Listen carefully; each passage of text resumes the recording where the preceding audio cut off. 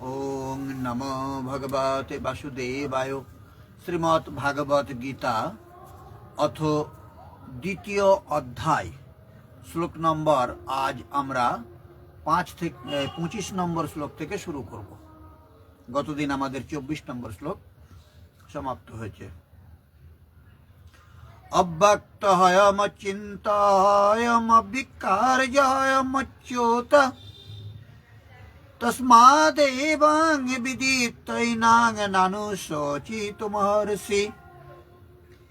এই আত্মা অব্যক্ত, অচিন্ত ও অবিকারী বলে শাস্ত্রে উল্লেখ হয়েছে।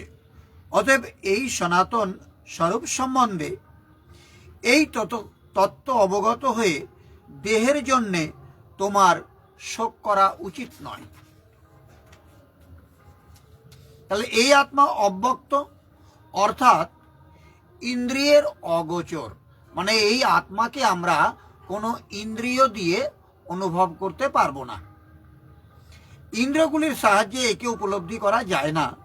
যতক্ষণ পর্যন্ত ইন্দ্রিয় বিষয়ের সংযোগ ঘটে ততক্ষণ পর্যন্ত এই আত্মা আছে ঠিকই, কিন্তু তাকে জানা যায় না। আত্মা অচিন্ত। যতক্ষণ চিত্ত ও চিত্তের তরঙ্গ বিদ্যমান ততক্ষণ সেই শাশ্বত আছে অবশ্যই, কিন্তু আমাদের দর্শন, উপভোগ এবং প্রবেশের জন্য নয়। অতএব চিত্তের নিরোধক আবশ্যক। শ্রীকৃষ্ণ পূর্বেই বলেছেন যে অসৎ বস্তুর অস্তিত্ব নেই এবং সত্যের তিন কালে অভাব নেই। সৎ আত্মা আর আত্মাই অপরিবর্তনশীল, শাশ্বত, সনাতন ও অব্যক্ত, যেটাকে ব্যক্তও করা যায় না।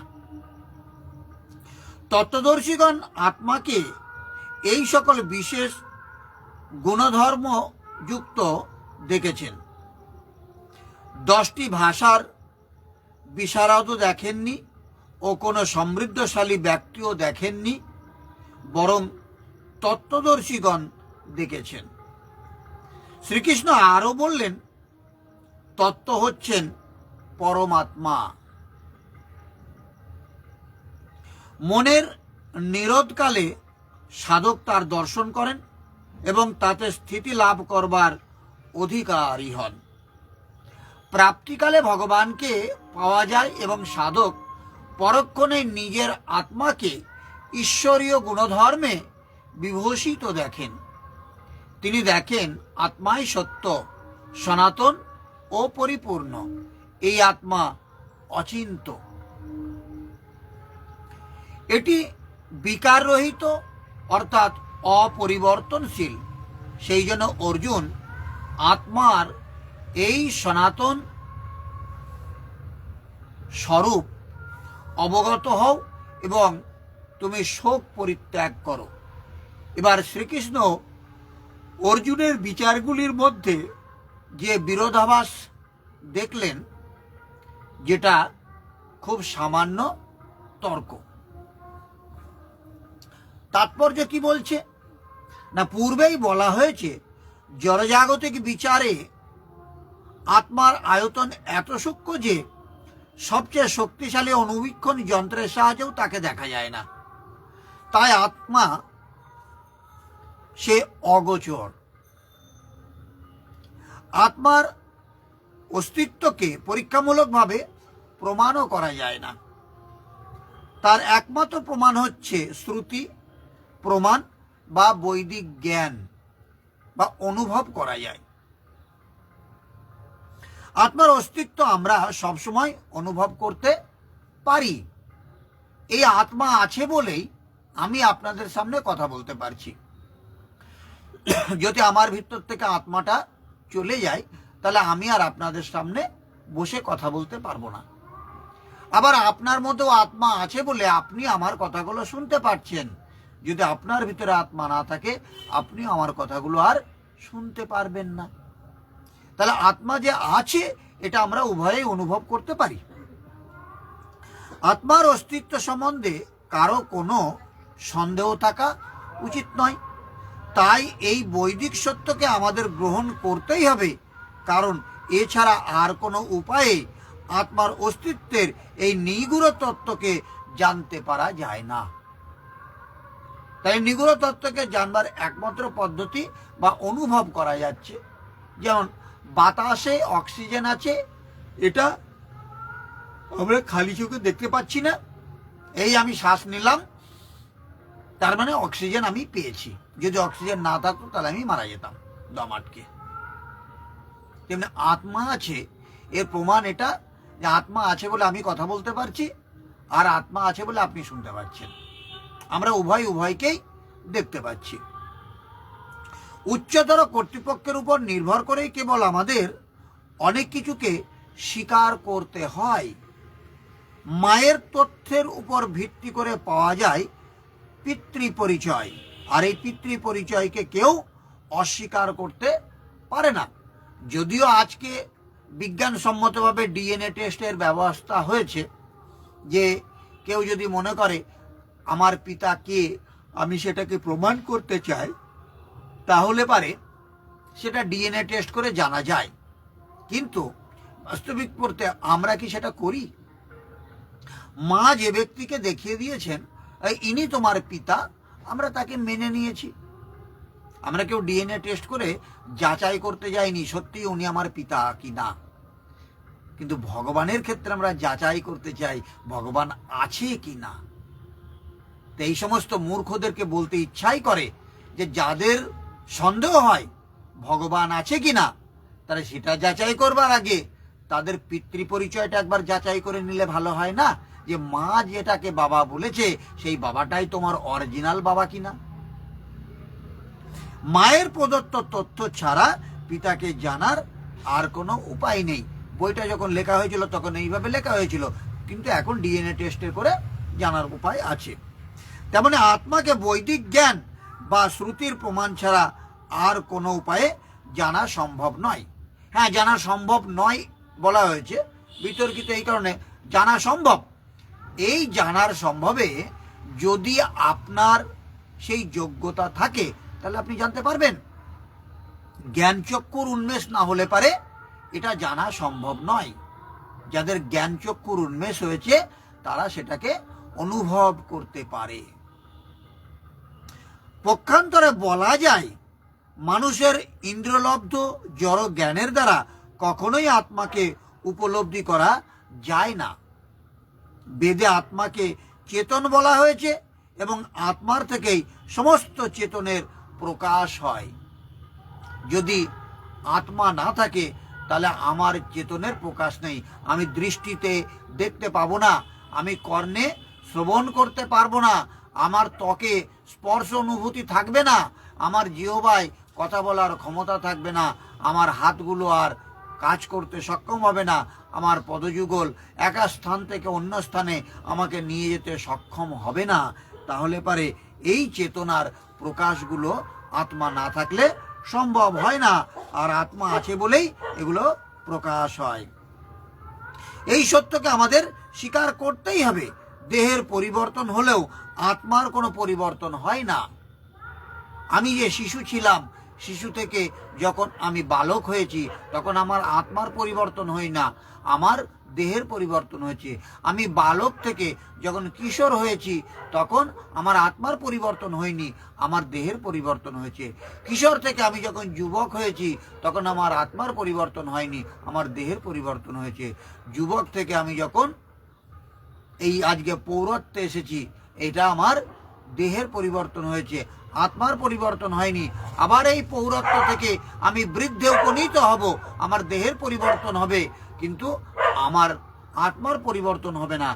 আবার এই বৃদ্ধ দেহ আমি পরিবর্তন করে আমি অন্য কোনো দেহে স্থানান্তরিত হব, এই দেহটা ছেড়ে চলে যাব, কিন্তু আমার দেহের পরিবর্তন হবে, আমার আত্মার পরিবর্তন হবে না। চির অপরিবর্তনীয় এই আত্মা বিভু চৈতন্য পরমাত্মার পরমাণু সদৃশ্য অংশরূপেই বিদ্যমান থাকে। পরমাত্মা অসীম এবং আত্মা পরমাণু সদৃশ্য, তাই আত্মা অনুচৈতন্য হওয়ার ফলে কখনোই বিভু চৈতন্য বিশিষ্ট পরমাত্মা বা ভগবানের সমকক্ষ হতে পারে না। তাহলে আমি কখনো বিভু চৈতন্যের মতো সমকক্ষ হব না, কারণ এটা ক্ষুদ্রাতি ক্ষুদ্র। আর বিভু চৈতন্য মানে তিনি সে বিরাট।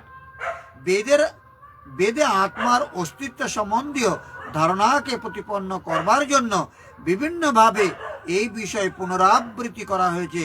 আমাদের কোনো তত্ত্বকে নির্ভুলভাবে ও সম্যক রূপে বোঝাবার জন্য তার পুনরাবৃত্তি করবার প্রয়োজন হয়। তাহলে আমরা ২৬ নম্বর শ্লোকে আত্মা সম্পর্কে কি বলেছে আমরা জেনে নিই। যারা লাইক করছেন, আমি বুঝতে পারছি না কে কে লাইক করছেন। যদি সম্ভব হয় হাই, হ্যালো, নমস্কার, ভুল, ঠিক একটু কিছু বলে মেসেজ করবো, তাহলে আমি আপনাদের সাথে কথা বলতে পারি। অত চৈতন্যং নিত্য জাতং নিত্য বা মনস্যমৃতং তথাপি তং মহাবাহো নৈনং শোচিতুমর্হসি। হে মহাবাহ, আর যদি তুমি মনে করো যে আত্মার বারবার জন্ম হয় এবং মৃত্যু হয়, তাহলে তোমার তাতেও শোক করা উচিত নয়। যদি তুমি আত্মাকে নিত্যজাত এবং সদানশ্বর বলে মনে করো, তবুও তোমার শোক করা উচিত নয়। কেন? তাৎপর্যতে বলছে, প্রায় বৌদ্ধদের মতোই কিছু দার্শনিক আছে যারা আত্মার দেহাতীত স্বতন্ত্র অস্তিত্বের কথা মানতে চায় না। ভগবান শ্রীকৃষ্ণ যখন ভগবত গীতা বললেন, সেই যুগেও এই ধরনের নাস্তিক কিছু তো ছিলই। তাদের বলা হতো লোকায়তিক ও বৈভাষিক। এই সমস্ত দার্শনিকদের মতবাদ হচ্ছে জড় পদার্থের সমন্বয়ে কোনো এক বিশেষ পরিণত অবস্থায় প্রাণের উদ্ভব হয়। আধুনিক জড়বিজ্ঞানী ও জড়বাদী দার্শনিকেরাও এই মতবাদ পোষণ করে। তাদের মতে দেহটি হচ্ছে কতকগুলি জড় উপাদানের সমন্বয় মাত্র এবং কোনো এক পর্যায়ে ভৌতিক উপাদান ও রাসায়নিক উপাদানের পারস্পরিক প্রতিক্রিয়ার ফলে প্রাণের লক্ষণ বিকশিত হয়। অ্যানথ্রোপোলজি বা নৃবিজ্ঞান এই মতবাদের উপর প্রতিষ্ঠিত রয়েছে। বর্তমানে অনেক নকল ও শখের ধর্ম আমেরিকাতে এই মতবাদ ও বৌদ্ধ ধর্মের নিরীশ্বরবাদের উপর ভিত্তি করে গজিয়ে উঠেছে। বৈভাষিক দার্শনিকদের মতো অর্জুন যদি আত্মার অস্তিত্বে অবিশ্বাস করতেন, তাহলেও তার শোক করার কোনো কারণ ছিল না। কিছু পরিমাণ রাসায়নিক পদার্থের বিনাশের কারণে কেউ শোক করে, তার কর্তব্য কর্ম থেকে বিরত হয় না। পক্ষান্তরে আধুনিক বিজ্ঞান ও বৈজ্ঞানিক যুদ্ধ বিগ্রহে শত্রু জয় করার উদ্দেশ্যে বিপুল পরিমাণে রাসায়নিক উপাদান নষ্ট করা হয়ে থাকে। বৈভাষিক দর্শন অনুসারে দেহের সঙ্গে সঙ্গে তথাকথিত আত্মার বিনাশ হয়, এটা জড়বাদীরা বলে। সুতরাং অর্জুন যদি বৈদিক মতবাদকে স্বীকার করে আত্মার উপস্থিতি মেনে নিতেন কিংবা আত্মার অস্তিত্ব অস্বীকার করতেন, কোনো অবস্থাতেই অনুশোচনা করবার কোনো কারণ ছিল না।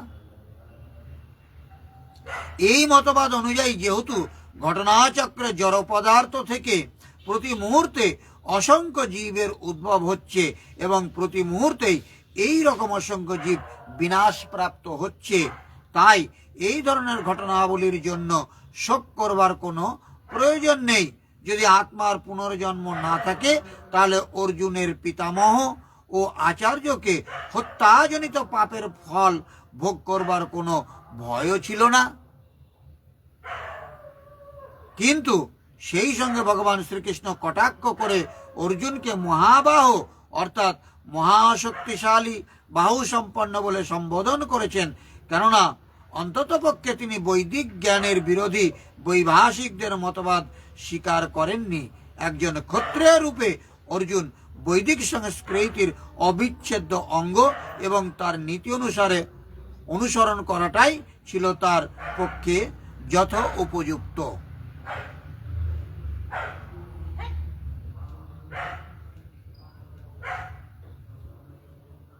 তাহলে যদি আমরা মনে করি যে আত্মা বিনাশ হয় না, তাহলে তো শোক করার কোনো প্রশ্নই নেই, যে দেহটার পরিবর্তন হবে, আত্মা থেকে যাবে। আর যদি মনে করি যে আত্মা পরিবর্তন হবে, আত্মা কোনো জড়বস্তু দিয়ে তৈরি হয়েছে, তাহলেও জড়বস্তু নষ্ট হয়ে যাওয়ার কারণেও শোক করার কোনো দরকার নেই। কোনো অবস্থাতেই এটা হওয়া উচিত নয়। আমরা আগামী দিনে 27 নম্বর শ্লোক আলোচনা করব। আজকে এই পর্যন্তই থাক। ওং সর্বে ভবন্তু সুখিনঃ, সর্বে সন্তু নিরাময়া, সর্বে ভদ্রাণি পশ্যন্তু, মা কশ্চিৎ দুঃখভাগ্ ভবেৎ। ওং শান্তি শান্তি শান্তি। সমস্ত মানুষ সুখী হোক, সমস্ত মানুষ রোগমুক্ত হোক, সমস্ত মানুষকে আমি দেখতে চাই তারা যেন কোনো দুঃখ ভোগ না করে। হরে কৃষ্ণ।